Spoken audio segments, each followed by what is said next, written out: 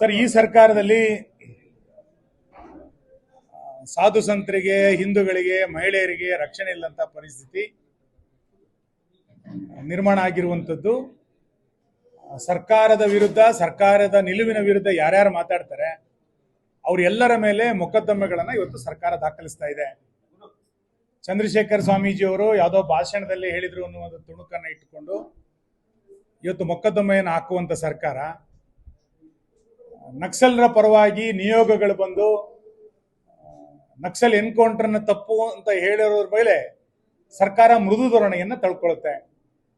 ಅವ್ರ ಮೇಲೆ soft corner, ಅವ್ರ ಮೇಲೆ ಸೋಮೋಟೋ ಕೇಸ್ ಹಾಕೋದಿಲ್ಲ. ಯಾರೋ ಹಿಂದೂ ಸಂಘಟನೆಯ ಕಾರ್ಯಕರ್ತರು ಒಂದು ಪತ್ರಿಕಾ ಹೇಳಿಕೆ ಕೊಟ್ರೆ ಸೋಮೋಟೋ ಕೇಸು, ಸ್ವಾಮೀಜಿ ಅವರು ಭಾಷಣ ಮಾಡಿದ್ರೆ ಅವ್ರ ಮೇಲೆ ಸೋಮೋಟೋ ಕೇಸು, ನಕ್ಸಲರು ಬಂದು ನಕ್ಸಲ್ ಎನ್ಕೌಂಟರ್ ತಪ್ಪು ಅಂತ ಹೇಳಿದ್ರೆ ಅವ್ರನ್ನ ಪೋಷಿಸುವಂತ ಸರ್ಕಾರ, ಪೊಲೀಸ್ ಬಂದೋಬಸ್ತ್ ನಲ್ಲಿ ಅವ್ರನ್ನ ಕರ್ಕೊಂಡು ಹೋಗುವಂತ ಸ್ಥಿತಿ ಇವತ್ತು ಸರ್ಕಾರದಲ್ಲಿ ನಿರ್ಮಾಣ ಆಗಿದೆ. ಈ ಸರ್ಕಾರ ನಾವು ನಗರ ನಕ್ಸಲರು ಅಂತ ಕರಿತಾ ಇದ್ವಿ, ಯಾರು ನಗರ ನಕ್ಸಲರು ಅನ್ನುವಂತ ಸ್ಥಿತಿ ಇವತ್ತು ನಿರ್ಮಾಣ ಆಗಿದೆ.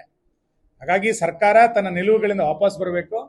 ಸಾಧು ಸಂತರನ್ನ ಗೌರವದಿಂದ ನಡೆಸ್ಕೊಳ್ಳುವಂತ ಮೇಲ್ಪಂಕ್ತಿಯನ್ನ, ವ್ಯಕ್ತಿತ್ವವನ್ನ ಸರ್ಕಾರ ಬೆಳೆಸ್ಕೊಳ್ಬೇಕು ಅಂತೇಳಿ ನಾನು ಆಗ್ರಹಿಸ್ತೇನೆ. ಬಾಂಗ್ಲಾದೇಶದಲ್ಲಿ ಇತ್ತೀಚೆಗೆ ಇಸ್ಕಾನಿನ ಸಂತರನ್ನ ಪ್ರಜಾಪ್ರಭುತ್ವಕ್ಕೆ ವಿರೋಧವಾಗಿ ಬಂಧನ ಮಾಡಿ ಅವರನ್ನ ಇಸ್ಕಾನನ್ನ ಬ್ಯಾನ್ ಮಾಡಬೇಕು ಅಂತೇಳಿ ಹೊರಟಿರುವಂತಹ ಸ್ಥಿತಿನಲ್ಲಿ ಮತ್ತು ಬಾಂಗ್ಲಾದಲ್ಲಿರುವಂತಹ ಹಿಂದೂಗಳಿಗೆ ರಕ್ಷಣೆ ಇಲ್ಲದಂತಹ ಪರಿಸ್ಥಿತಿ ಇವತ್ತು ಮಾಧ್ಯಮಗಳ ಮುಖಾಂತರ ಗೊತ್ತಾಗಿದೆ.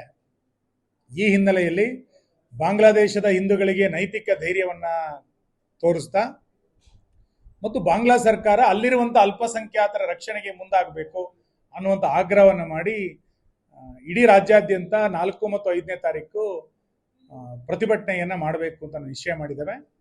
4ನೇ ತಾರೀಕು ಉಡುಪಿ ಜಿಲ್ಲೆಯ ಪ್ರತಿಭಟನೆ ನಡೆಯುತ್ತೆ. ಸಾವಿರಾರು ಸಂಖ್ಯೆಯ ಹಿಂದೂಗಳು ಬಾಂಗ್ಲಾದ ಹಿಂದೂಗಳ ರಕ್ಷಣೆಗೆ ಧ್ವನಿ ಆಗ್ಲಿಕ್ಕೋಸ್ಕರ ಈ ಪ್ರತಿಭಟನೆಯಲ್ಲಿ ಭಾಗವಹಿಸಬೇಕು ಅನ್ನುವಂಥ ವಿನಂತಿಯನ್ನು ನಾನು ಮಾಡ್ತೇನೆ.